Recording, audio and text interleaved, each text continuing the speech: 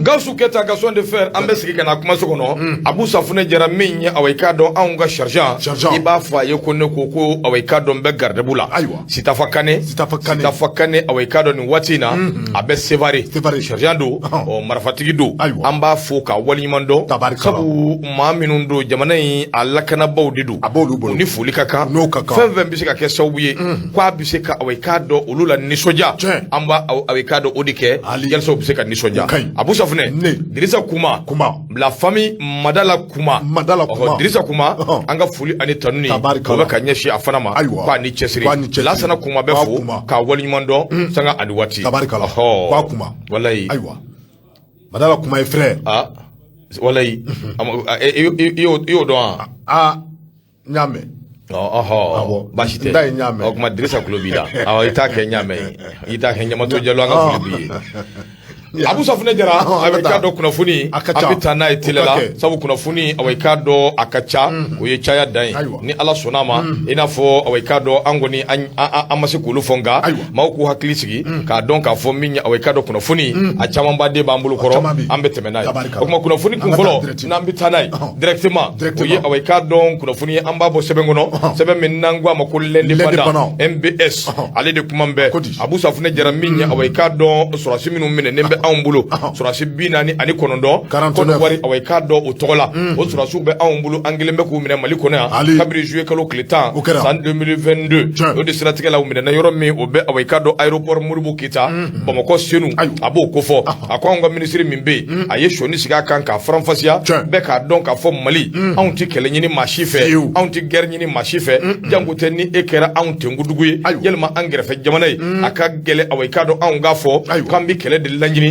yalima ka baga ima a ko de siratigɛ la secrétaire général min bɛ anw fɛ yan n'o ye awai ka dɔn Nations Unies ale ka secrétaire général awai ka dɔn a ka danga n'ale ɲɛsinin bɛ bɛn ani keleya ma ale kɔni ka awai ka dɔn ka ɲɔgɔn ye dɔ kɛnɛ kan ani ministre min bɛ yen n'o ye ministre des affaires étrangères ani awai ka dɔn coopération internationale n'o bɛ Ablaye Diop n'a b'u kɔfɔ u ka ɲɔgɔn ye kɛnɛ kan Ablaye Diop da sera min ma o bɛ tali kɛ militaire 49 sɔrɔsi minnu bɛ yen n'olu minɛna a bɛ tali kɛ o kan o de siratigɛ la Ablaye Diop y'a jira k'a fɔ nin sɔrɔsi 49 min minɛnen filɛ nin ale kɔni y'a jira k'a fɔ ko fɛɛrɛ ni dabaliw de bɛna kɛ min ye awai ka dɔn jamana ni jamana a bɛna lajɛ ji ɲɛma jɔlen na a bɛ se ka tɛntɛn cogo min yalisa faamuya bɛ se ka sɔrɔ a la n'o tɛ a kuma ka ca kosɛbɛ a ko ni affaire min filɛ nin min bɛ tali kɛ militaire 49 Côte d'Ivoire n'olu minɛna jɔn ko ala awai ka dɔn o kɔni nana kɛ anw bolo fɛn ye fɛn min n'a ye balaka wuli n'a y'o se anw ma ba Maliba in kɔnɔna na sabu n'i ye jateminɛ kɛ i b'a ye k'a fɔ a balaka wuli in barika bonyana kosɛbɛ kalo tile 10 n'o ye juillet kalo ye an bɛɛ dabali banna mun dun kɛra an nana ye k'a fɔ min ye awai ka dɔn kunnafoni minnu dira kunnafoni ninnu ye fɛn ye fɛn minnu ni awai ka dɔn u ti maa hakili sigi sabu sɔrɔsi maa 49 finitigiw don k'u don avion kɔnɔ k'u la nati anw ka jamana in kɔnɔ u n'u ka maramafɛnw ka tila k'a fɔ ko o bɛ kɛ jamana min kɔnɔ i hakili ka sigi o jamana o ba ka sigi fɛn min n'a ka gɛlɛn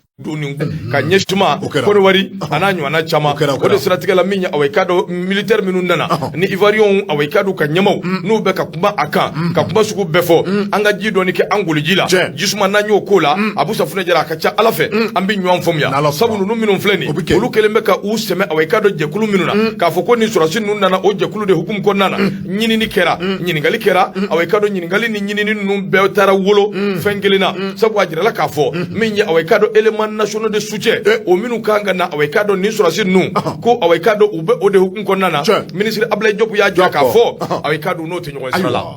k'u n'o tɛ ɲɔgɔn sira ayi u t'o hukumu kɔnɔ ayi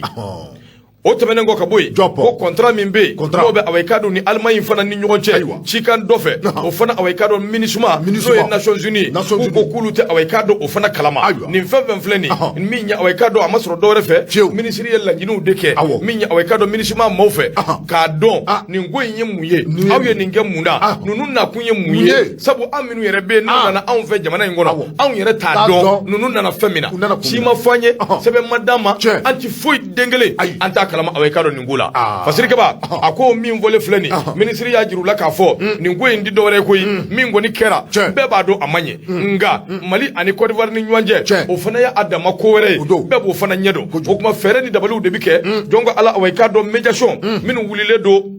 ka kuma ɲɔgɔnya dabɔ an ni ɲɔgɔn cɛ fɛrɛ ani dabali de bɛ kɛ away ka dɔ olu ka kuma ɲɔgɔnya o ka taa ni away ka dɔ duguma sira ye sabu ko in bilala bolo min kan o bɛ kiiri bolo kofɔ o kuma kiiri tigilamaw b'u ka baara kɛ maa si tɛ n'u bali u ka baara la nka min ye away ka dɔ maa minnu fana bɛ yen n'olu bilala négociation na n'o ye away ka dɔ togolɛw ka fɔri ɲasinbe o fana n'a ka maaw olu b'u ka baara kɛ an b'a lajɛ k'a sɛnsɛn an ni ɲɔgɔn cɛ fɛrɛ bi sɔrɔ a la sira min fɛ an b'a lajɛ ka tɛmɛ n'o ye nka o tɛ kiiri ka baara bali hali ni kiiri ye jaabi di n'an bɛ se ka solution wɛrɛ sɔrɔ a la o solution bɛ ɲini nka kuma caman ye ni papali dans l'immédiat ninnu ani away ka dɔ a kuma fɛn fufu ninnu nafa t'a la dɛ i ye min kɛ e yɛrɛ b'a dɔn i b'a dɔn i jo t'a la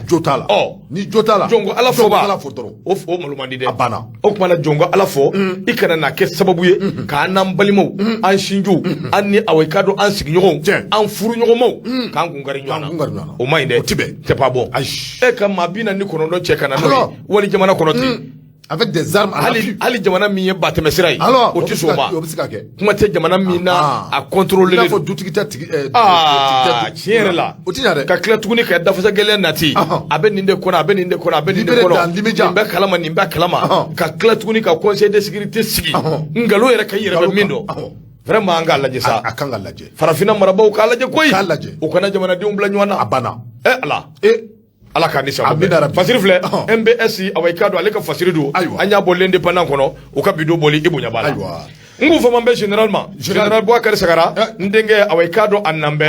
i bɛ n ka foli f'a ye k'a sagara walayi ɲɛma i ka dɔn k'a fɔ ne bɛ n tɛgɛ don mɛ bɔ ni sɛbɛn min ni o cogoya ko l'indépendant i ka dɔn k'a fɔ n'i y'a bila ne b'a ta kosɛbɛ a sababu kɛ i ka dɔn k'a fɔ l'indépendant ale sɛbɛn kuma mɛn bi a ko di min bɛ tali kɛ i ka dɔn k'a fɔ Musa Bilali Sidibe a kumana a ko i ka dɔn k'a fɔ min bɛ tali kɛ Mali i ka dɔn k'a fɔ MINUSMA ani Mali cɛ gɛlɛya kosɛbɛ tasi i ka dɔn k'a fɔ MINUSMA ani i ka dɔn k'a fɔ min bɛ tali kɛ Mali ani Côte d'Ivoire cɛ gɛlɛya i ka dɔn k'a fɔ min bɛ tali kɛ fasiriba la a y'a jira k'a fɔ nin taabolo minnu filɛ nin ye Mali ka intérêt tɛ nin si la Mali ka ɲɛtaa tɛ nin si kɔnɔ min bɛ tali kɛ i ka dɔn k'a fɔ tarata don ni o bɛnna kunungo ma juillet kalo ale tile 26 i ka dɔn k'a fɔ secrétaire général adjoint min ni o bɛ MINUSMA jɔ a la min bɛ i ka dɔn k'a fɔ ni a ka wulikajɔ ɲɛsinnen bɛ bɛɛ ani kɛlɛ a bɛ se ka sabati cogo min na i ka dɔn k'a fɔ ni a cogoya ko Jean Pierre Lacroix bɛɛ lajɛlen bɛ a kalama k'a fɔ a bɛ anw fɛ Bamakɔ yan a bɛ tile damadɔ bɔ o tuma i ka dɔn k'a fɔ a kɔni dankɔrɔba in a bɛ wulikajɔ la wulikajɔ min bɛ se ka kɛ sababu ye i ka dɔn k'a fɔ bɛɛ ni kɛlɛ a bɛ se ka sabati hali bi cogo min na i ka dɔn k'a fɔ Mali ani MINUSMA cɛ i ka dɔn k'a fɔ kɛrɛnkɛrɛnnenya Mali ani Côte d'Ivoire cɛ da bɔra kɔrɔfɔ kelen min na o ɲɔgɔnko kelen don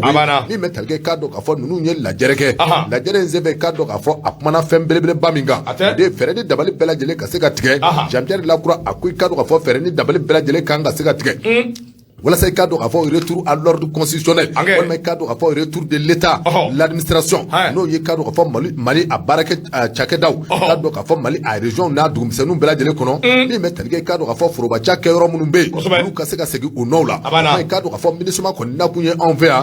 ni a bɛ wele ko paix stabilité bɛɛ ni kɛlɛ bɛ se ka sabati anw ka jamana kɔnɔ cogo min na kuma i ka dɔn k'a fɔ Jean Pierre Lacroix a bɛ wulikajɔ bɛɛ lajɛlen na bɛɛ lajɛlen bɛ a kalama kabini waati dɔ la i ka dɔn k'a fɔ tension kɔni don bɛ anw ni MINUSMA cɛ min bɛ tali kɛ i ka dɔn k'a fɔ tension in kɔnɔna na i ka dɔn k'a fɔ u nakun ye kɛrɛnkɛrɛnnenya baara minnu ye a kɔni yirala k'a fɔ ko MINUSMA a tɛ o baaraw la ka sanga ani waati bɛɛ lajɛlen na min bɛ tali kɛ anw ka armée les faama la n'olu ye wulikajɔ k'a sɛbɛ boloda an b'a ye k'a fɔ rapport cɛjuguw bɛ bɔ anw ka armée cɔ la rapport minnu bɛ kɛ sababu ye i ka dɔn k'a fɔ anw ka armée a bɛ se ka don dingɛ kɔnɔ cogo min na kuma MINUSMA a bɛ k'o baaraw de kɛ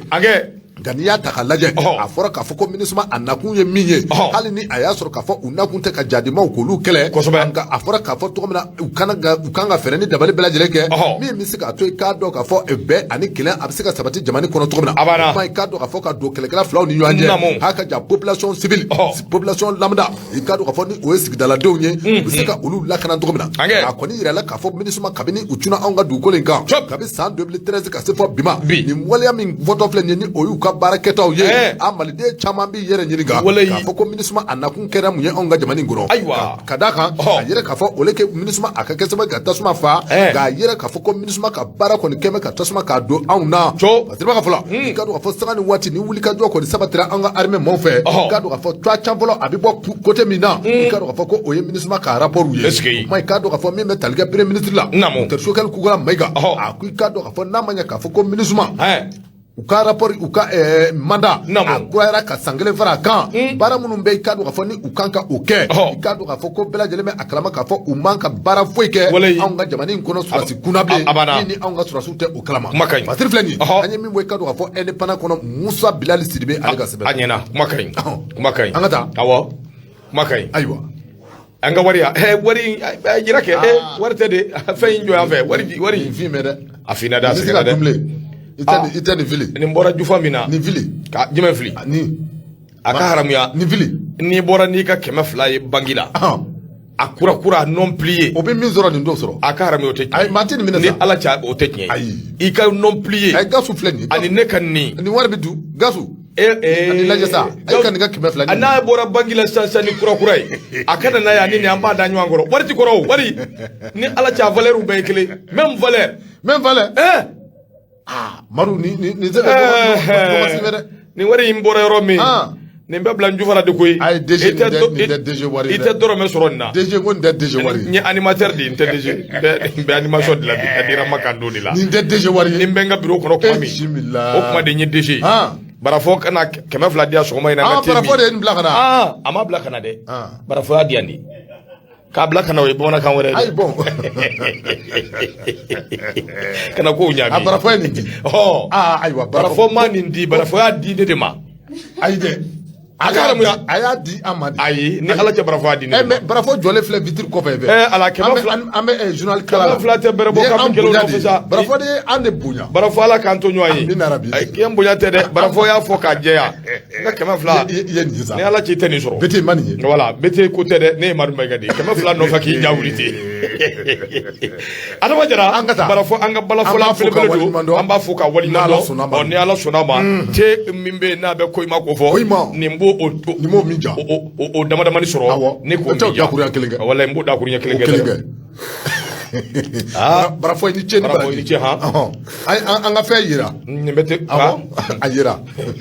Abu Safinɛ Jara an bɛ taa an bɛ se Abu min ye i k'a dɔn l'indépendant ne bɛ sɔnni sigi a kan hali bi l'indépendant a kumana min ye i k'a dɔn maa min kuma bɛ o bɛ Dawuda Sangare n yɛrɛ dɔ kɛ a b'o ko fɔ Dawuda ko a ko min ye i k'a dɔn anw ka maramafɛn minnu bɛ anw bolo olu sanni ko sira fɛ achat min bɛ yen n'a bɛ i k'a dɔn achat d'équipement militaire n'a b'o ko fɔ min ye i k'a dɔn k'a fɔ Dawuda ale kumana a y'a jira k'a fɔ maa dɔw bɛ yen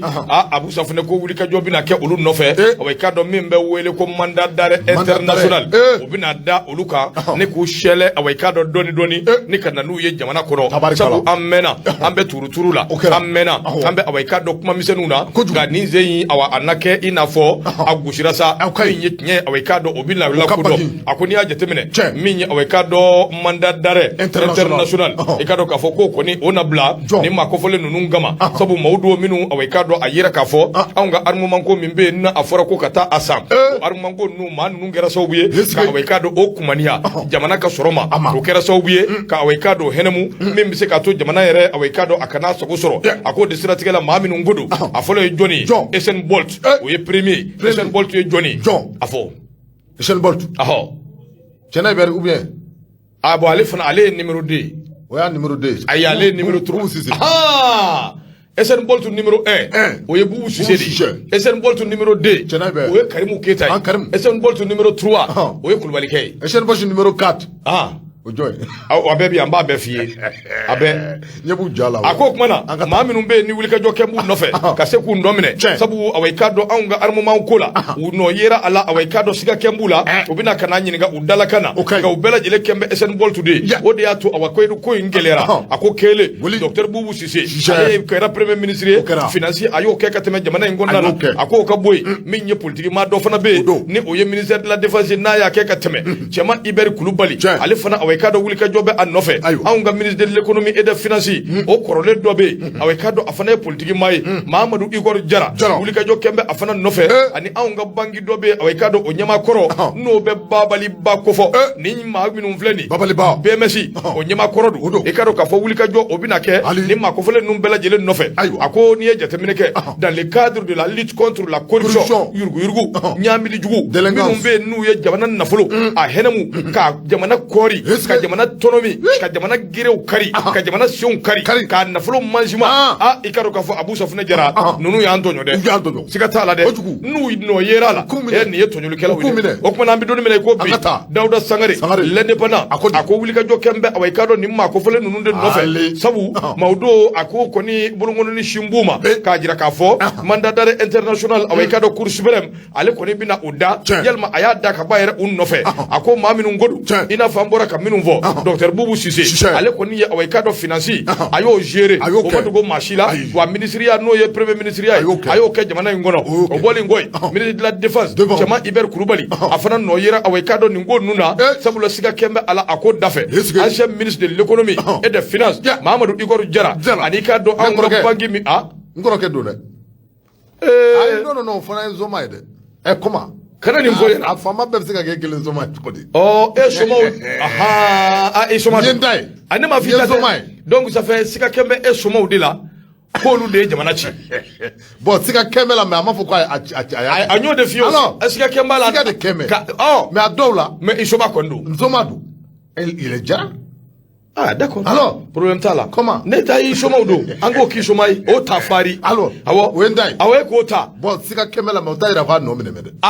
N ka cɛ n bɛ min f'i ye. A bɛ larawe fɔlɔ de. Caman bɛ wo la dɛ. An b'a ɲɛɲini de. Ayiwa kɔni i soma don. Ayiwa. Basi tɛ. An ka taa. Min ye Mahamadou Igor Jara. Abu Safunɛ Jara soma don. A bɛ k'a dɔn ale fana wulikajɔ bɛ a nɔfɛ. Babali Ba. BBC ɲɛmakɔrɔ. Wulikajɔ bɛ a k'a dɔn o fana nɔfɛ. A jɛra k'a fɔ ninnu bɛ détournement dans l'achat min ye d'équipement militaire anw ka sɔrɔsiw ka minɛnw minnu bɛna anw lakana k'a fɔ ko ka t'o san o wari maaw ka sɔrɔ minnu y'u da o kɔfɛ k'o kɛ law olu ka taa sɔrɔ k'o ye Abu Safunɛ Jara soma ye a dɔnba ye ala de ye masa ye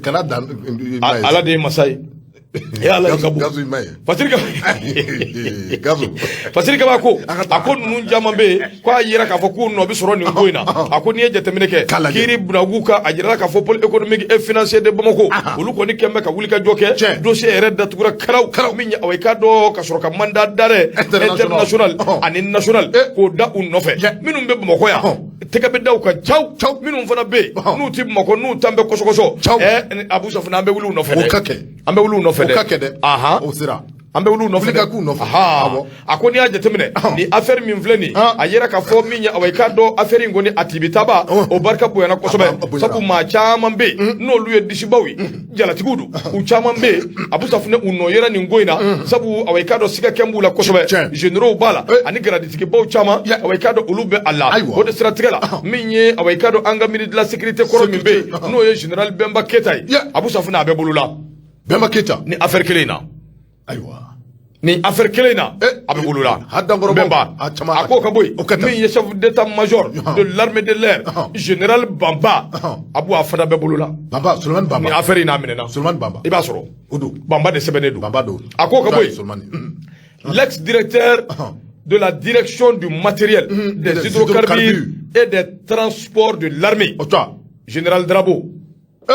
a fana bɛ bolo la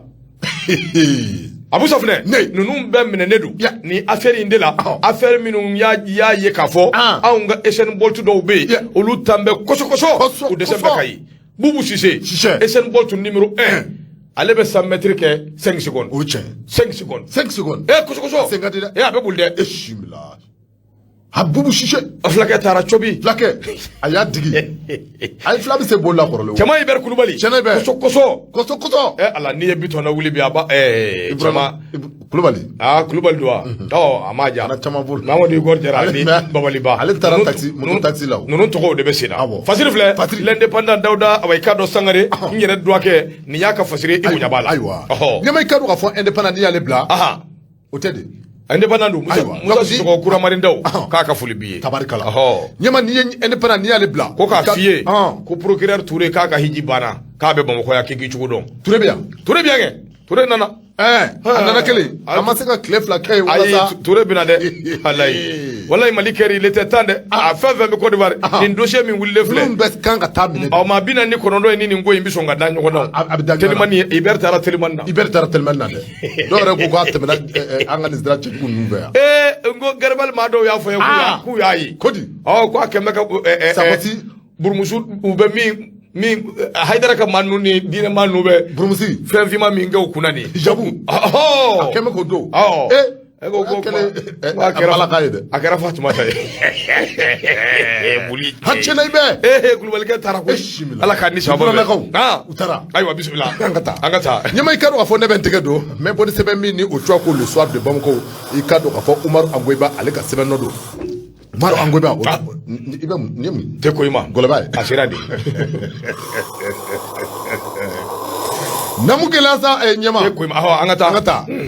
Umaru Angoyiba a ko k'a dɔn k'a fɔ commission min ni o sigilen bɛ k'a dɔn k'a fɔ nouvelle constitution ko kama k'a dɔn k'a fɔ ko u ye baara u ye a daminɛ kununko i k'a dɔn k'a fɔ ni o bɛnna tarata ma juillet kalo ale tile 26 tɛmɛnen na i k'a dɔn k'a fɔ centre international de conférence de Bamako n'an ko a ma damusɔn kuma la ko CICB i k'a dɔn k'a fɔ min bɛ tali kɛ a ɲɛmaw la commission ɲɛmaw i k'a dɔn k'a fɔ o ni parti politique maw i k'a dɔn k'a fɔ ko u ye ɲɔgɔn ye kɛ ɲɔgɔn ye kɔnɔna na i k'a dɔn k'a fɔ u ye a bila parti politique maw kɔrɔ min bɛ tali kɛ i k'a dɔn k'a fɔ constitution kura min ni a baaraw bɛna daminɛ i k'a dɔn k'a fɔ u mako bɛ bɛɛ lajɛlen ka dɛmɛ la o t'a fɛ nin baara in a ka kɛ maa kɔ u b'a fɛ bɛɛ lajɛlen hakilina ka sɔrɔ ko in kɔnɔ walasa i k'a dɔn k'a fɔ a ka kɛ baara ye baara min ni a bɛna kɛ baara jɛlen a ka kɛ baara ye baara min ni maliden bɛɛ lajɛlen min i yɛrɛ sɔrɔ a kɔnɔ maliden bɛɛ lajɛlen hamina bɛna kɛ ko in kɔnɔ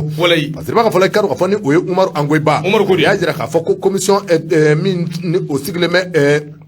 constitution ale élaboreli kama n'a ɲɛma ye Fuseni Samake i k'a dɔn k'a fɔ a ye parti politique maw a kɛlen kɔrɔ kɔ ka u wele a y'a jira i k'a dɔn k'a fɔ classe politique maw la min bɛ tali kɛ i k'a dɔn k'a fɔ u hakilina ɲuman min bɛ u la i k'a dɔn k'a fɔ u ka fɛɛrɛ ni dabali bɛɛ lajɛlen tigɛ walasa i k'a dɔn k'a fɔ bɛɛ lajɛlen ka na ni i ka hakilina ye kɛrɛnkɛrɛnnenya ni o bɛ wele ko proposition kuma n'o o bɔra société civile mɔgɔ i k'a dɔn k'a fɔ ko wele bila mɛ u fana ma min bɛ tali kɛ juillet kalo ale tile 28 nata in na i k'a dɔn k'a fɔ société civile mɔgɔw i k'a dɔn k'a fɔ u na olu fana wele min bɛ tali kɛ i k'a dɔn k'a fɔ lamɛnniw la an ko ma nanzarakan na ko écoute k'a fɔ ko u na u lamɛn hakilina min mana ye société civile u kun ni u kan cɛ i k'a dɔn k'a fɔ ko u na o hakilinaw di walasa i k'a dɔn k'a fɔ olu kan ka don i k'a dɔn k'a fɔ constitution kura a kɔnɔna na seriba ka fɔlɔ ni o ye Umaru Angoyiba ko i k'a dɔn k'a fɔ nin baara in a bɛna to sen na kɛrɛnkɛrɛnnenya i k'a dɔn k'a fɔ Mali duguba caman de bɛ yen nin wulikajɔ bɛna kɛ o yɔrɔw caman na kɛrɛnkɛrɛnnenya i k'a dɔn k'a fɔ Kayi mara min bɛ tali kɛ i k'a dɔn k'a fɔ Segu la Mopti i k'a dɔn k'a fɔ ka taa se Gawo la a ka jan ka se Bamakɔ ale yɛrɛ district kɔnɔna na min bɛ tali kɛ i k'a dɔn k'a fɔ hali bi i k'a dɔn k'a fɔ Fuseni Samake a y'a jira k'a fɔ constitution kura min ni a baara filɛ ka kɛ nin ye n'i y'a ye k'a fɔ u bɛna ci bila mɔɔw ma n'i y'a ye k'a fɔ u bɛ ka classe politique mɔɔw wele société civile ko olu bɛɛ lajɛlen wele a kun ti dɔwɛrɛ dɛ a kun ye baara kɛ baara min k'a dɔn k'a fɔ ni a bɛna kɛ baara ye ni a bɛ maliden bɛɛ lajɛlen nafa a ka kɛ baara min taalen ɲɛfɛ ni mangu bɛna sɔrɔ ni u b'a fɔ k'a fɔ ko baara in ko a ma ɲa o de sababu la yanni u ka se rédaction yɛrɛ ma i k'a dɔn k'a fɔ k'a sɛbɛn i y'a kanu tɔgɔ bɛɛ lajɛlen la i k'a dɔn k'a fɔ ka mɔɔw wele ka u hakilina ɲininka wa k'a ɲini u fɛ u bɛɛ lajɛlen ka proposition kɛ i k'a dɔn k'a fɔ u b'a fɛ minnu ka don constitution kɔnɔ minnu kana don a kɔnɔ i k'a dɔn k'a fɔ u k'olu kɛ document ye u k'o kɛ gafe ka na o bila u ka niveau la walasa i k'a dɔn k'a fɔ u ka u ta k'u la pɛsɛpɛsɛ Seriba ka fɔlɔ ni o ye Umaru Angoyiba a ko i k'a dɔn k'a fɔ min bɛ tali kɛ sarakisɛ 122 la sarakisɛ 122 i k'a dɔn k'a fɔ min bɛ tali kɛ sarakisɛ 80 na a k'a dɔn k'a fɔ ko olu bɛɛ lajɛlen kan ka yɛlɛma koyi kuma i k'a dɔn k'a fɔ a ɲininen bɛ i k'a dɔn k'a fɔ classe politique mɔɔw fɛ kɛrɛnkɛrɛnnenya i k'a dɔn k'a fɔ ka taa se société civile ma i k'a dɔn k'a fɔ u b'a fɛ laɲini minnu ka kɛ i k'a dɔn k'a fɔ constitution kura ka kɛ ni ale hukumu kɔnɔna ye u ka proposition u ko u bɛɛ lajɛlen kɛ kuma min bɛ tali kɛ i k'a dɔn k'a fɔ parti politique caman de la olu kɔni ye tɛgɛrɛ fɔ nin kɔrɔfɔ in na wa i k'a dɔn k'a fɔ parti politique u sɛbɛn nisɔndiyara wa k'a da kan i k'a dɔn k'a fɔ baara min ni a kalifalen filɛ u la nin ye i y'a jira k'a fɔ ko u b'u sen don nin baara in kɔnɔ kɛrɛnkɛrɛnnenya parti min bɛ yen ni o tɔgɔ ko RPM i k'a dɔn k'a fɔ a vice président min bɛ yen ni o ye Usumani Kone a ye nisɔndiya ni foli ni tanu ta i k'a dɔn k'a fɔ ka commission ka a ɲɛma k'u sɛgɛrɛ kɛrɛnkɛrɛnnenya Fuseni Samake ani a ka cɛw ka u fɔ k'u waleɲuman dɔn a y'a jira k'a fɔ min bɛ tali kɛ i k'a dɔn k'a fɔ RPM tɛmɛnen kɔfɛ parti min bɛ yen ni o tɔgɔ ko UDF ani APR ani k'a dɔn k'a fɔ ADP Maliba parti min fana bɛ yen ni o tɔgɔ ko Rama ni USR k'a dɔn k'a fɔ ninnu bɛɛ lajɛlen ye parti ye ninnu bɛɛ lajɛlen ye u ka nisɔndiya jira baara in kɔnɔ k'a da kan i k'a dɔn k'a fɔ hakilina min ni a talen filɛ ninnu fɛn ye k'a yɛrɛ k'a fɔ hakilina in a ka ɲi ka parti dɔ bɛ min ni o tɔgɔ ko CODEM i k'a dɔn k'a fɔ olu kɔni k'u ma jɛ ni constitution kura ko in ye k'a sababu kɛ olu ko jamana bɛ niveau min na bi jamana mago tɛ constitution ko la constitution ko tɛ i k'a dɔn k'a fɔ olu y'a ye cogo min na u ko constitution ko tɛ maa min bɛ ni u ka kuma da bɛ u bolo salamu fatiha ko i k'a dɔn k'a fɔ Alassane Alpha ko i k'a dɔn k'a fɔ Mali mago tɛ constitution kura ko la i k'a dɔn k'a fɔ constitution ko tɛ nka i k'a dɔn k'a fɔ Mali mago bɛ min na kosɛbɛ i k'a dɔn k'a fɔ fɛn ka bɛn a ka se ka sabati Mali mago bɛ min na o ti dɔwɛrɛ dɛ constitution kura min bɛ yen i k'a dɔn k'a fɔ ko ka o remanier dɔɔni Mali mago bɛ o la nka ko n'i ye constitution kura ta k'o labɛn sisan ko nin bɛna kɛ sababu ye min bɛ a bɛna kɛ sababu ye wɛrɛ bɛ se ka don élection ko la wa a bɛ kɛ sababu ye k'a dɔn k'a fɔ chronogramme min ni o dilen bɛ k'a dɔn k'a fɔ a bɛna o la retarder nka i k'a dɔn k'a fɔ Fasiriba ka fɔlɔ ni o ye Umaru Angoyiba ye a ko i k'a dɔn k'a fɔ n'i ye kɔrɔfɔ in ta k'a lajɛ jama fanba kɔni y'a jira k'a fɔ ko tiɲɛ na constitution kura in a baara ka ɲi wa i k'a dɔn k'a fɔ a bɛ ka daminɛ cogo min na i k'a dɔn k'a fɔ a ka ɲi bamananw ko ko su min bɛ ja k'o bɛ dépend kabini a wulada la o tuma i k'a dɔn k'a fɔ ko 4ème république a ko a labɛn bɛ senna koyi baasi tɛ filɛ nin ye an ye min fɔ i k'a dɔn k'a fɔ le soir de Bamakɔ Umaru Angoyiba Umaru Angoyiba bɛ fɔ ka waliɲuman dɔn Kadija Kɔnɛ an ka foli bɛ ka ɲɛsin a ma sanga ani waati ko ne ko a Kɔnɛ Sese Jara a fana y'an kanu kosɛbɛ a b'an lamɛn Abu Safinɛ min ye sariya sunba ye yɛlɛma ka don a la fasodenw ka laɲiniw de don min kɛra awɔ i k'a dɔn assise kɛnɛ kan o tuma an bɛ min fɔ jamana kɔnɔdenw an ka bɛn kelen na an ka don da kelen fɛ ka bɔ da kelen fɛ farafarali nafa foyi den kelen o tɛ a la Abu Safinɛ da wulila Sonkala ma ye Abu min ye awɔ i k'a dɔn kalata nataw wara n'ale kunkan bɔra mankan bi caya Abu Safinɛ Jara kibaruya min bɔra ka bin n'a jirala k'a fɔ ko Asimi Goyita Ntɔma k'a bɛna kɛ awɔ i k'a dɔn cɛbɔ ye kalata minnu bɛna kɛ n'o bɛ jamana ɲama kalata kofɔ Anjɔma a bɛna kanbɔ wa Fasirikeba ko ni Asimi kanbɔ a ka kɔlɔlɔ a ma kama ko barika bɛ bonya n'a ɲuman ye dɛ Fasirikeba ko ten awɔ awɔ ka kɔlɔlɔ bonya n'a masiba ye ayiwa Abu Safinɛ n bɛ kuma min ye awɔ i k'a dɔn Elhaji Mahamadu Gaba ale de kuma bɛ a ko n'i ye jateminɛ kɛ i b'a ye k'a fɔ min ye awɔ i k'a dɔn charte min bɛ yen n'a bɛ transition awɔ i k'a dɔn o tɔgɔ la charte n'a b'o kofɔ o kun ye kuma in ban pewu kuma in bɛ tali kɛ mun kan min ye awɔ i k'a dɔn jamana ɲɛmaa min bɛ anw kunna n'o ye transition ɲɛmaa ye Asimi Goyita a n'a ka maaw k'u tɛna se ka u kannabɔ jamana ɲɛmaaya awɔ i k'a dɔn o nɔfɛ ni charte y'o fɔ Abu Safinɛ Jara min ye awɔ i k'a dɔn sariya sunba min bɛ yen ni o votera n'a bɛ tali kɛ loi électorale ale nana kana ko bɛɛ lajɛlen don ɲɔgɔn na sabu ale y'a jira k'a fɔ siga tɛ min na maa minnu bɛ yen n'u bɛ transition na ni finitigiw don n'u bɛ fɛ k'u kannabɔ sariya min b'a to u bɛ se k'u kannabɔ loi électorale ale nana ka n'o sinsin Abu Safinɛ da wulila Sonkala ma ye kɛlɛ wulila a ko n'i ye jateminɛ kɛ i b'a ye k'a fɔ min ye nin ko bɛɛ lajɛlen ye Abu Safinɛ Jara min ye anw ka awɔ i k'a dɔn jamana ɲɛmaa ye n'o bɛ Asimi Goyita ko fɔ an bɛ don min na i ko bi ale ka hakilina n'a ka miirina min bɛ tali kɛ a ka candidature kan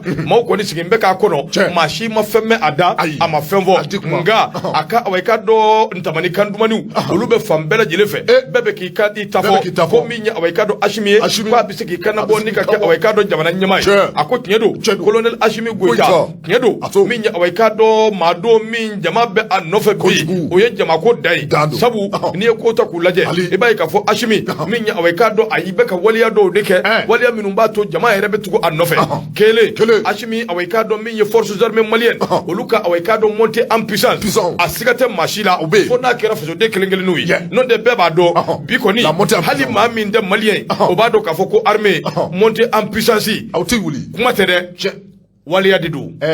c'est clair et net ɲɛdimi tɛ dɛ kɛnɛ kan kɔnɔdimi tɛ dɛ ɲɛdimi don kɛnɛ kan bɛɛ ɲɛ b'o la alors o waleya minnu bɛ yen n'olu kelen don olu tɛ fɛn ye fɛn minnu bɛ dogo bɛɛ b'o dɔn o bɛɛ tɛmɛnen kɔ ka bɔ yen fasodenw ɲɛ b'a la awɔ i k'a dɔn yɛlɛmali caman bɛ yen minnu fana awɔ i k'a dɔn n'olu bɛ ka kɛ a ko o de kama n'i hakili b'a la janvier kalo tile 14 san 2022 fasodenw wulila awɔ i k'a dɔn ni ka bɔ fan bɛɛ lajɛlen fɛ k'a jira k'a fɔ Asimi an b'i kɔ bi Asimi an b'i kɔ sini o wulikajɔ min filɛ nin a ma dan awɔ i k'a dɔn Mali dɔrɔn kɔnɔ dɛ ɲɛma bɛɛ y'a ye fasodenw ko k'u bɛ Asimi kanu cogo min fasodenw ko k'u bɛ Asimi fɛ cogo min a ko n'i ye jateminɛ kɛ don fɔlɔ minnu na awɔ i k'a dɔn coup d'état kɛra Asimi ka wulikajɔ n'a ka cɛsiri ka Ibrahim Boubacar Keita a ka jagoya fanga n'a ka namara fanga n'a ka sonyɛli fanga k'o cɛ ka bɔ anw kunna min ye fasodenw ye u girinna giribasara Asimi Goyita Madu Mayiga Tuama an bɛ s'i nɔfɛ Tuama an bɛ s'i nɔfɛ a ko ka bɔ yen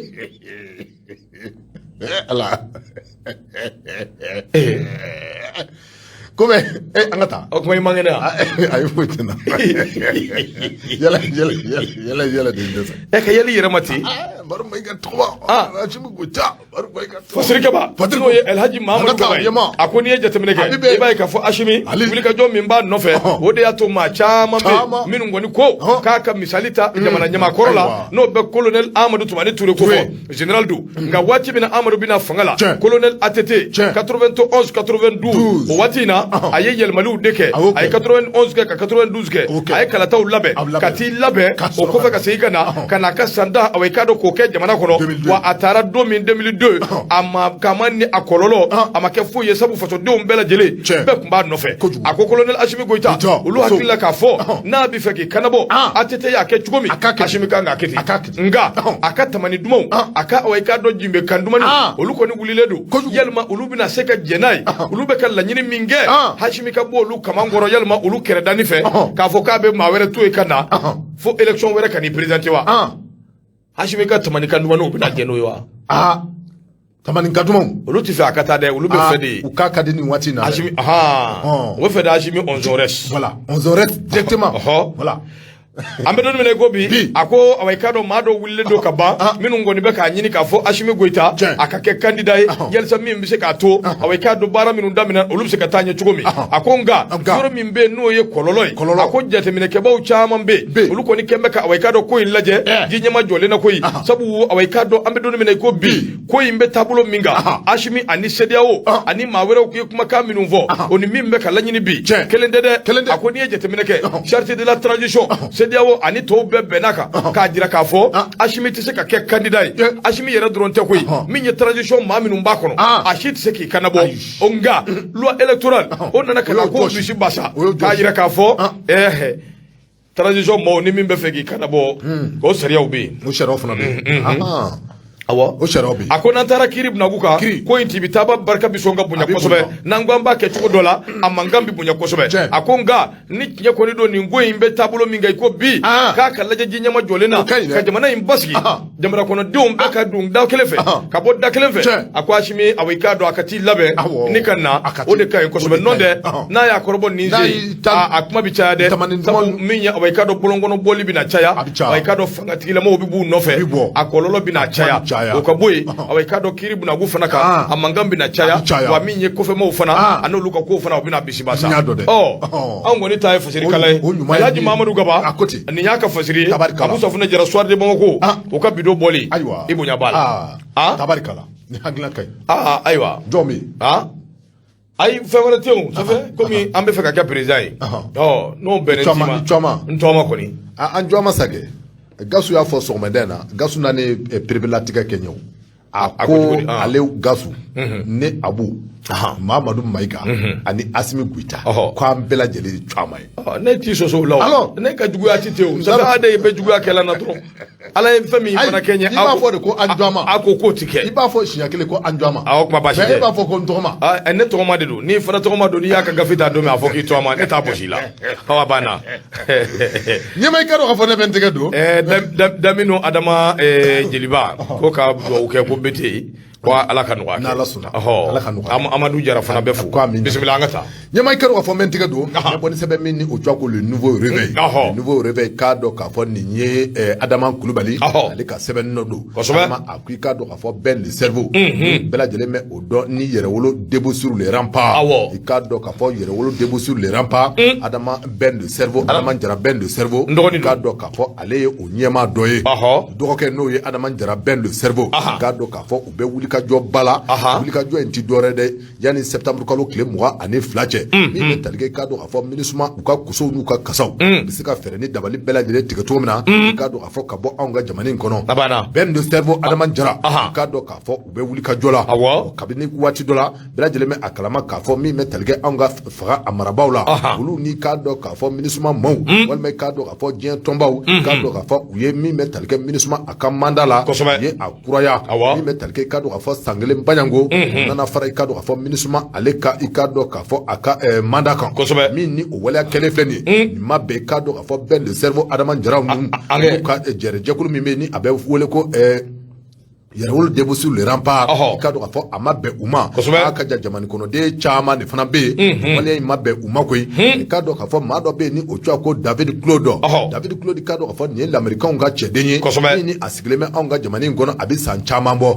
américain kɔni don nka i ka dɔn k'a fɔ a bɛ Mali kɔnɔ a mɛnna a ye conférence de presse dɔ kɛ ani kunnafonidilaw nin baara in a kɛra maison de la presse la a kɛra ntɛnɛndon ni o kɛra juin kalo ale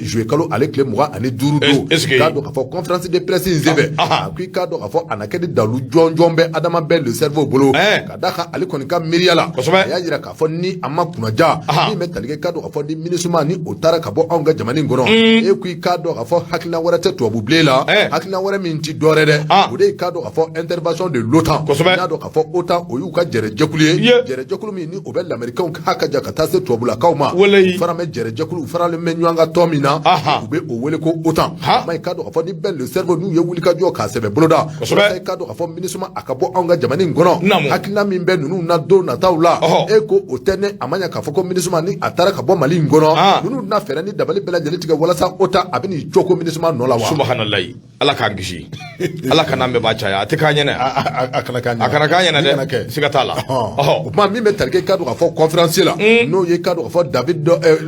David Claude i ka dɔn k'a fɔ ni américain don a ye nin conférence a ye a fɔ a ko i ka dɔn k'a fɔ conférence in senfɛ a y'a jira k'a fɔ min bɛ tali kɛ i ka dɔn k'a fɔ waleya dɔ ɲɔgɔnko delila ka kɛ Ghana i ka dɔn k'a fɔ a tun bɛ o waatiw la ale y'a jira k'a fɔ min bɛ tali kɛ i ka dɔn k'a fɔ nin ɲɔgɔnko tɔn dɔ fana tun bɛ Ghana i ka dɔn k'a fɔ u ye fɛɛrɛ ni dabali bɛɛ lajɛlen tigɛ walasa i ka dɔn k'a fɔ waati min na américain ka jɛrɛjɛkulu dɔ nana min bɛ tali kɛ i ka dɔn k'a fɔ lakana na ka na o sabati Ghana o tɔgɔ ko siya américain i ka dɔn k'a fɔ olu ye fɛɛrɛ ni dabali bɛɛ lajɛlen fana tigɛ walasa i ka dɔn k'a fɔ siya américain olu bɛ se ka wuli ka bɔ u ka jamana kɔnɔ cogo min na a siribaga fɔ la waati min na i ka dɔn k'a fɔ o baaraw bɛ sen na maa minnu ye o wulikajɔw sɛbɛn kɛ a don nataw la k'i ka dɔn k'a fɔ u ye fɛɛrɛ ni dabali bɛɛ lajɛlen tigɛ walasa i ka dɔn k'a fɔ ka don a ɲɛmaw kan walasa i ka dɔn k'a fɔ ka se ka u bɔ u dabolo kan cogo min na a ka ja i ka dɔn k'a fɔ dugu jukɔrɔ nafa fɛn dɔw bɛ yen kɛrɛnkɛrɛnnenya ni a bɛ wele ko gaz naturel u ye fɛɛrɛ ni dabali bɛɛ lajɛlen tigɛ i ka dɔn k'a fɔ ka u bila u ka bolo kan walasa i ka dɔn k'a fɔ u ka u taabolo in k'a bila adama bɛɛ le cerveau n'u bɛ a wulikajɔ ɲɔgɔnko de la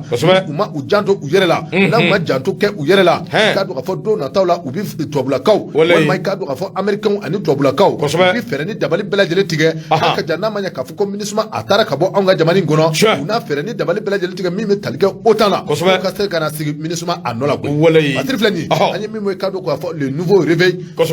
Adama Kulibali ale ka Fatiri don Abu Safunɛ Jara min ye awɔ i k'a dɔn ni Ala sɔnna ma sini an na awɔ informateur ɲini ka kuma kan sabu awɔ i k'a dɔn ko entrepôt awɔ i k'a dɔn ko a baarakɛlaw k'u sɛgɛnnen don kosɛbɛ ko yen baarakɛlaw min ye awɔ i k'a dɔn a bɛ kalo 6 bɔ ko sara tɛ u ye min ye fonctionnaire minnu bɛ yen k'u bɛ ka welewele da kɛ u b'u makasi Asimi ani Sogɛl de da la yalisa min bɛ se k'a to awɔ i k'a dɔn olu bɛ se ka fɛɛrɛ ɲini u ye n'o tɛ Abu Safunɛ ko a ko gɛlɛyalen don dɛ a b'o ka bɔ yen min ye awɔ i k'a dɔn kunu an ye welewele sɔrɔ ka bɔ UFM min bɛ yen ni a bɛ Kangaba UFM de Kangaba i bɛ ale dɔn kɔni ale yɔrɔ in ko yen fana awɔ i k'a dɔn a ko gɛlɛyalen don kosɛbɛ sabu yen karamɔgɔ minnu bɛ yen élève maître minnu bɛ yen olu fana bɛ don min na ko bi sɛgɛn b'u da la tɔɔrɔ b'u da la gɛlɛya b'u da la sara a bɛ kalo caman bɔ burusu tɛ d'u ma wari tɛ d'u ma foyi tɛ d'u ma vraiment u sɛgɛnnen don et que ils en ont marre donc a ka lajɛ yen fana t'a ka lajɛ ni problème ye min ye n'a bɛ awɔ yɔrɔ min na a ka lajɛ télé la wari balan bɛ yɔrɔ min o fana ka lajɛ donc ni Ala sɔnna an bɛna ko lajɛ k'a sɛgɛsɛgɛ n'a wolola min na an bɛna kunnafoni di limanaw ma nka informateur ta ye min ye entrepôt ye ni Ala sɔnna ma an b'a lajɛ Kadija Kɔnɛ an b'a fɔ a ye n'an tilala an bɛ fɛɛrɛ kɛ min bɛ se k'a to an bɛ informateur sɔrɔ cogo min n'an y'o sɔrɔ ni Ala sɔnna a gafe sini an b'a taama kan pour que maaw k'a faamuya ça fait parce que radio fana bi yan population fana ka lafiya kama baarakɛlaw ka lakanali an bi yan o de kama min bɛ se k'a to awɔ i k'a dɔn k'o bɛ se ka ɲɛ sɔrɔ cogo min o tuma hali bi an b'a lajɛ ji ɲɛma jɔlen na min bɛ se k'a to baara in a bɛ se ka ɲɛ cogo min Jama Noir Fatim Dakantigi an b'a fo ka walimando o kuma b'a lajɛ télé la min bɛ se ka to Gawusu Keyita sɔn tɔgɔngi sɔn jamu an ka taa sugu la sɔɔni n'an bɔra sugu la kelen ni minnu bɛ yan ni Ala sɔnna ma an bɛ na olu mada limanaw ka se ka faabili sɔrɔ a la Nurausu an bɛ segin ka na kumaso kɔnɔ an bɛ foli tɔni lase kanuba ni dɛmɛba bɛɛ ma hali bi n sɔn tɔgɔngi sɔn jamu radio Nura FM ale ka wulikajɔ ye o de siratigɛ la an bɛ Ablaye fo ka walimadɔn Ablaye Sidibe n yɛrɛ teri don i k'a dɔn nin waati na Stade Malien Ablaye an b'a fo ka walimadɔn ko ani baara ko hali bi an ka dugawu kɛ ɲɔgɔn ye o tɛ n'Ala sɔnna ɲɛmaa i b'i bolo don an bɛ tɛmɛ n'a tɔ ye Abu Safunɛ i k'a dɔn an bɛ tɛmɛ n'a tɔ ye kunnafoni bɛ hali bi kunnafoni minnu ni i k'a dɔn an b'u sɛlɛ k'u bɔ fasiriw kɔnɔ i k'a dɔn ka madaliw kɛ min bɛ se k'a to faamuyali bɛ se ka sɔrɔ jamana yɛrɛ taabolo la cogo minnu na o kama Abu Safunɛ Jara awa Sogodogo awa Gafuri l'indicateur du renouveau ale de kuma bɛ Abu kɔsɔdani na an y'a ye k'a fɔ wulikajɔ barika ka bon kosɛbɛ wulikajɔ barika bonyalen don ka ɲɛsin i k'a dɔn an balakaw ma kɛrɛnkɛrɛnnenya la an balakaw tɔɔrɔli an balakaw i k'a dɔn ka gɛlɛya ta ka ɲɛsin ma min ye i k'a dɔn faliko yɛrɛ tasira bɔgɔli ma bɔli kɛ bilen fali i k'a dɔn o yɛrɛ de bɛ ka kɛ sisan o de siratigɛ la ministre min bɛ n'a ɲɛsinin bɛ musolakaw ani du ani denmisɛnw yɛrɛ i k'a dɔn olu ka taabolo ma ale kɔni bɔra i k'a dɔn ka kuma k'a yira k'a fɔ nin ko minnu taabolo filɛ nin minnu ɲɛsinin bɛ an balakaw ma minnu ɲɛsinin bɛ bogotigiw ma i k'a dɔn ninnu ye fɛn min n'a ni sababati bɛn wa fɛn dɔ fɛn min i k'a dɔn ale kɔni b'a kɔn ni ka tila k'a sɛbɛkɔrɔ kɔn a ko de siratigɛ la ni ye jateminɛ kɛ i b'a ye k'a fɔ nin ko in ye fɛn ye fɛn min ni i k'a dɔn a bɛ ka walankata kosɛbɛ anw ka ba Maliba in kɔnɔna na nin kalo kelen in kɔnɔna na min ye i k'a dɔn o ye misali ye n'o ye juillet kalo san 2022 Bamakɔ i b'a ye k'a fɔ muso fila bɔɲɔgɔn olu de kɔni sata kɛra i k'a dɔn u yɛrɛ furu cɛ i k'a dɔn k'u sata kɔni kɛra o ye parce que a ko Bamakɔ a ko ni 2 cas d'assassinat de femmes mariées an k'o fɔ ka d'a kan dɛ muso furulenw olu maa fila olu de fara donc cɛ ma k'a sata ye o fana ka fɔ ka d'a kan dɛ parce que n'o fɔra dɔrɔn a bɛ kɛ i b'a fɔ k'an ye kiiri dɔ tigɛ ka sɔrɔ an ma min tigɛ o de y'a to n seginna yɔrɔ kan k'a kala muso furulen fila olu de fara ko fɔlɔ o ye Aminata i k'a dɔn Yatasayi ale kɔni kɛra a fara fali min kɛra i k'a dɔn a ka du kɔnɔ n'o bɛ sira kɔrɔ n'o b'o kofɔ filanan o ye Fatumata Buware ni bɛɛ ko a ma ko Tata ale fana kɔnɔma de kun don i k'a dɔn a garisɛgɛlen kun don a fana fara nin cogo in na i k'a dɔn ko a yɛrɛ jɛɲɔgɔn n'o y'a furuɲɔgɔn ye k'o de kɛra a sata ye min ye Kalabankura ko min kati di district de Bamako k'a kɛra o yɔrɔ la fasiri kɛba a ko n'i ye jateminɛ kɛ i b'a ye k'a fɔ min ye nin ko ninnu ye i k'a dɔn fɛnw don n'u ɲɔ ɲɛnen don kosɛbɛ nin waati laban ninnu kɔnɔna na o kumana f'an k'a lajɛ i ɲɛma jɔlen na janto yɛrɛ la o kɔrɔ ko o kɔni ka ɲi kosɛbɛ minisiri ye a yira o de la k'a fɔ min ye i k'a dɔn ko nin kɛwale min filɛ nin n'a kɛra a y'a kɛ jabara dɔ sanfɛ n'o ye i k'a dɔn ouverture média ye k'a y'a jira k'a fɔ nin waleya min filɛ nin ka kɛ i k'a dɔn n'olu bɛ ka kɛ ko ale kɔni ale tɛ se k'a fɔ ko ale bɛ kuma wɛrɛ fɔ ka da nin kan fo n'a kɛra nisɔngoya ye nisɔngoya ani nimisa ani ka i k'a dɔn nin ko ninnu k'u sɛbɛkɔrɔ kɔn je condamne avec la plus grande fermeté nin fɛn fɛn filɛ nin n'a bɛ ka kɛ ka ɲɛsin musolakaw ni i k'a dɔn bogotiginiw n'a bɛ ka kɛ ka ɲɛsin u ma a ko ka bɔ yen ale bɛ i k'a dɔn duwawu don kɛ ka ɲɛsin i k'a dɔn banbatɔ somɔgɔw ma min bɛ se k'a to Ala bɛ hinɛ u la cogo min maa min ye nin kumakan ninnu fɔ o ye madame Wadije Fune Kulubali ale ye i k'a dɔn musow ni i k'a dɔn denmisɛnw promotion de la femme de l'enfant et de la famille ale ye i k'a dɔn o minisiri a ye hakililajigin kɛ k'a yira k'a fɔ min ye i k'a dɔn ale ka minisiri so k'ale bɛ wulikajɔ ni cɛsiriw kɛ ka kɛlɛ kɛ fan bɛɛ fɛ yalisa nin kɛwale sugu ninnu olu bɛ se ka dabila cogo min ka bɔ anw ka jamana kɔnɔ a k'o ka bɔ yen association minnu bɛ yen n'o ye association féminine ye ale b'u wele bɛɛ ka wuli k'i jɔ yalisa nin ko a bɛ se ka kɛlɛ cogo min a ko k'a jira k'a fɔ minisiri a ko nin fɛn fɛn kelen filɛ nin olu b'a sɛbɛn u ka page kan k'aw ka nisɔngoya i k'a dɔn k'o jira a ko n'i ye jateminɛ kɛ Aminata Yatasayi ale ta kɛra o ye fɛn min n'a ma dogo a ko kuma na olu bɛ to bi jamana faamaw nɔfɛ n'olu y'a bila yɔrɔ min i k'a dɔn ni Ala sɔnna olu b'a ta i k'a dɔn o sira fɛ a ko n'i y'a jateminɛ musow kan ka wulikajɔ min kɛ o de ye k'a lajɛ sariya dɔ bɛ yen gɛlɛya min bɛ yen n'a bɛ lase musolakaw ma o sariya i k'a dɔn wulikajɔ bɛ se ka kɛ o nɔfɛ teliya la min bɛ se k'a to o bɛ dabila cogo min a ko i k'a dɔn ka kuma fɔ dama ka lagosiliw kɛ ka nisɔngoyaw yira o dama tɛ koyi fo sariya dɔ de bɛ min ye loi ye o ka ta min bɛ se ka to nin ko ninnu o bɛ se ka dabila cogo min loi min bɛ yen n'a bɛ ka kuma fɔ hakilina jiginna ko awɔ i k'a dɔn loi n'i y'a ye a ma tɛmɛ sabu o conseil islamique du Mali o conseil islamique du Mali olu maaw de wulila ka loi kɔn sabu fɛn dɔw b'a kɔnɔ minnu ni awɔ i k'a dɔn diinɛ sariyaw yalima diinɛ taabolo dɔw minnu ne u tɛ taa donc f'a ka lajɛ k'a tɛntɛn i ɲɛma jɔlen na min bɛ se k'a to a ko bɛɛ bɛ se ka ɲɛ sɔrɔ cogo min n'o tɛ a gɛlɛya in tiɲɛ yɛrɛ la an kana ɲɔgɔn nɛgɛ a warankatalen don nin waati laban ninnu na dɛ min ye an balakaw ka gɛlɛya ta k'a las'u ma tiɲɛ yɛrɛ la a kan ka lajɛ parce que ko in kɔni hali kunun y'a kibaruya dɔ mɛ komi n tɛgɛ tuma da kisɛ kan n tɛ se ka fɛn fɔ n'o tɛ a ko in mun de bɛ na ni nin bɛɛ ye de ɲɔgɔn faamuyabaliya de don wa ɲɔgɔn faamuyabaliya don parce que ne hakili la ni i tɛ waliden n'aw ma ɲɔgɔn faamu a caman a ka taa so dabila ɲɔgɔn faamuyabaliya de don wa c'est pas pour encourager le divorce keleya kojugu de don wa bon bɛɛ b'a kɔnɔ bɛɛ b'a kɔnɔ fura kuntanta de don wa bɛɛ b'a kɔnɔ i ti miiri fɛn o fɛn na a bɛɛ bɛ a sɔrɔ a kɔnɔ o la i y'a fɔ cogo min na en tout cas maa ti ala deli furusa la ça nous appelle vraiment a bɛ wele kɛ sanu an ka sigi kɔ dɔɔni an ka segin kɔ k'a kɔ lajɛ dɔɔni furuw kɛcogow ni a don cogo parce que jama cayara si tɛ si dɔn a kun bɛ na furu kun bɛ na nacogo min o bɛɛ de an tɛ t'o fɛ bilen sisan cɛ ka kuma tɛ wa an bɛ ɲɔgɔn sɔrɔ tiktok sanfɛ facebook sanfɛ mariages bɛ kɛ whatsapp sanfɛ fɛnw bɛɛ bɛ kɛ k'a ban pewu bon kow ka ca vraiment un mois 2 mois après le divorce c'est ça ou bien des problèmes bon fagali ni a selen bɛ fagali yɔrɔ ni fɛn minnu ma min donna a don cogo la oui a kan ka sira normal min kan ka suit i n'a fɔ laadala ko la kun bɛ kɛ segin ne sugunɛ y'a fɔ cogo vraiment fo lɔw ka lajɛ pour que musow fana ka sécurité parce que i b'a dɔn olu fana muso ni cɛ tɛ kelen dɛ non tɛ kelen muso cɛ fanga ka bon ni muso ye ka bon n'a ye bon donc a ka lajɛ quoi fana parce que nin ko ninnu filɛ vraiment ce n'est pas encouragé vraiment c'est pas a fɔra a mana gɛlɛya cogo o cogo a ma se ni bɔ ni fali a ma se o kisa ma mais o de tɛ waliden fɛ o de cayalen don bi ou bien o tɛ ka ɲɔgɔn faamu a lasigi vraiment a banna c'est pas pour mais u b'a fɔ cogo min ayi o tɛ o c'est la réalité quoi c'est la réalité dɔ ka wusa dɔ ye o ko a ka to ka so ani min mana bɛn a la o k'a ta o ma fisa e k'a fa wa e b'a bila dɔ b'a ta surtout a caman yɛrɛ bɛ fagali ninnu bɛ kɛ ka sɔrɔ denw yɛrɛ b'u ni ɲɔgɔn cɛ denw bɛ a caman na bon denw bɛ kɔrɔbaya ni hakilina jumɛn ye non a ti ɲa il faut un psychologue très puissant pour que se ka den ninnu labaara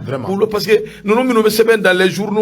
minnu bɛ bɔ dans les web TV ainsi de suite den bɛ kɔrɔbaya de c'est des images qui restent bon vraiment c'est compliqué vraiment an bɛ dugawu kɛ ayiwa ala ka jisuma ka fura hali bi u ka wuli ka jɔ kɛ pour que vraiment kisi bɛ se ka na cogo min ayiwa bisimila ɲɛma i ka dɔn k'a fɔ ne bɛ n bolo don bamananw ko ma nin mɛn ma nin ye i ma mɛn si la n'i mɛnna si la i bɛ nin bɛɛ lajɛlen ye o y'a bɛɛ lajɛlen bɛn o la n bɛ n bolo don n bɛ bɔ ni sɛbɛn min ni o tɔgɔ ko nouvelle horizon examen de brevet de technicien santé ko tɛ minnu bɛ tali kɛ i ka dɔn k'a fɔ école de santé an minnu bɛ yen ni u bɛ ekɔlisow la ekɔliso minnu bɛ yen i ka dɔn k'a fɔ ni dɔgɔtɔrɔya a bɛ kalan o yɔrɔ la a ye k'a dɔn k'a fɔ nin kɛra dabalibanko ye nin kɛra i ka dɔn k'a fɔ kabako koba ye k'a sababu kɛ i ka dɔn k'a fɔ candidat minnu bɛ yen n'olu bɛ école seegin ɲɔgɔnko la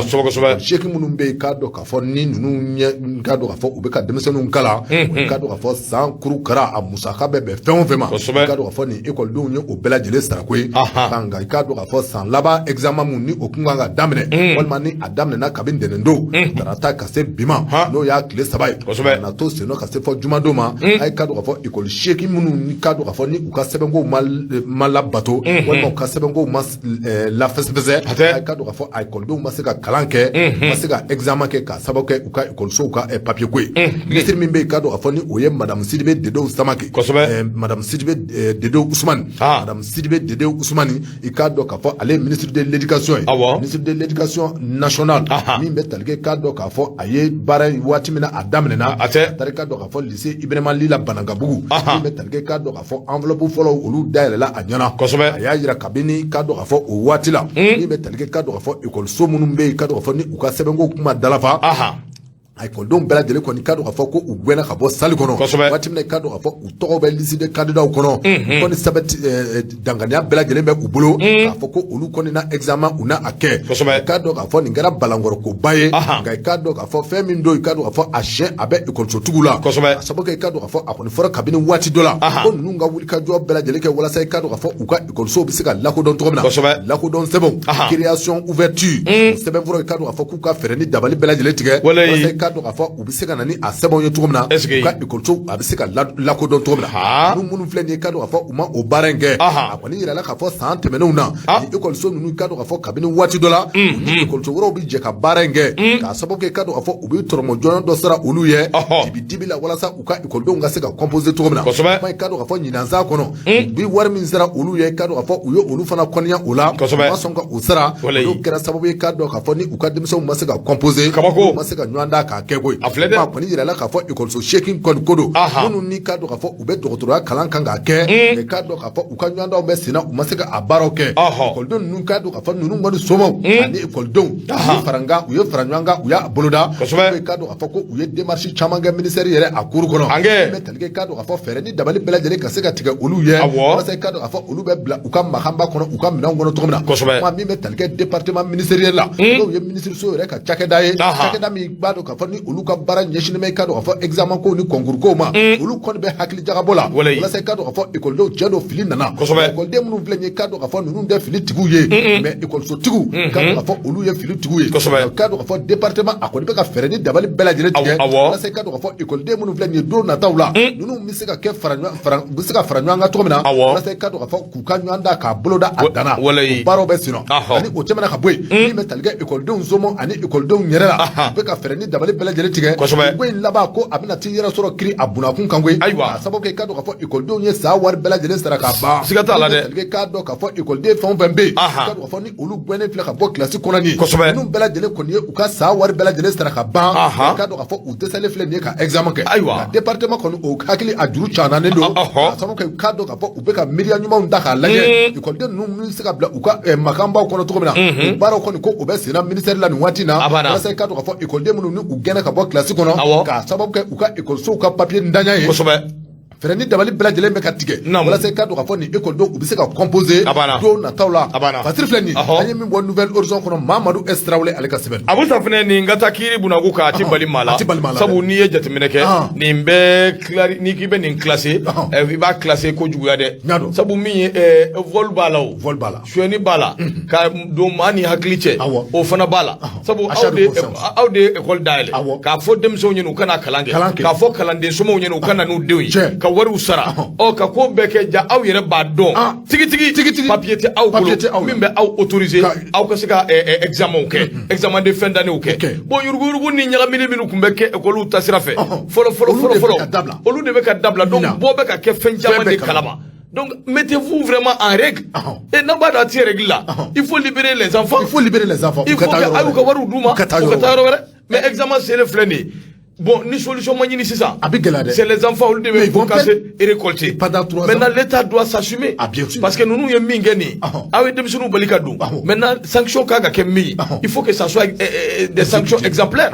C'est clair. Parce que ni tika fomia. Ni kanga wari sara. Kanga kalam beke. Sankuru kara. Et nga kala yɛrɛ kuncɛ waati diplôme u sele a ka n'a yirana ko ne bɛ ka kalan kɛ école min na ko école la kodɔnnen tɛ jamana fɛ mais on est dans quel pays wallahi mais c'est grave non c'est grave ben malien carrière du quoi nyama même mi fie ni na caman de bɛ anw ka jamana in kɔnɔ ni ɲamana ni ɲɔgɔnna école caman mais c'est grave wa ni jiginna duguma école la o ka jugu ni nin ye école bɛ hali cachet t'a directeur pratiquement a bɛ domaine bɛɛ la hali cachet école yɛrɛ dɔrɔn tɛ dɛ a bɛ domaine bɛɛ la des gens qui s'hasardent ka taa radio minɛnw san ka fɛnw kɛ ka radio dayɛlɛ et qui émettent en toute illégalité Mali kɔnɔ an ɲɛ bɛ o la nka o tɛ se ka dabila bon olu dama minnu bɛ yen ça fait ninnu ye kow de ye minnu vraiment c'est pas la peine quoi c'est pas la peine des gens ka taa Facebook sanfɛ ka entreprise de média k'olu y'o dayɛlɛ ka kuma fu bɛ bɔ journaliste international nin bɛ tan il y a pas de sanction Mali kɛra yɛrɛmabila ye quoi comment tu peux aller ouvrir une école surtout de surcroît école de santé établissement de santé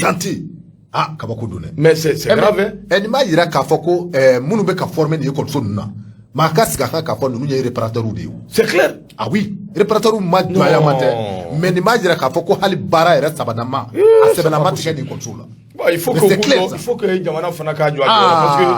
nin ko nun filɛ nin ye a ma nɔgɔ dɛ malikura ko min n'a bɛ ka fɔ nin nun de kan ka dabila jamana kɔnɔ min tɛ min ye o kana k'o ye quoi a banna parce que baara b'i ka cɛ bolo dɛ i tɔ ma bolo dɛ baara b'a bolo dɛ n'a fɔra ko ka nin bɛɛ labɛn a dun bɛɛ kan ka lajɛ dɛ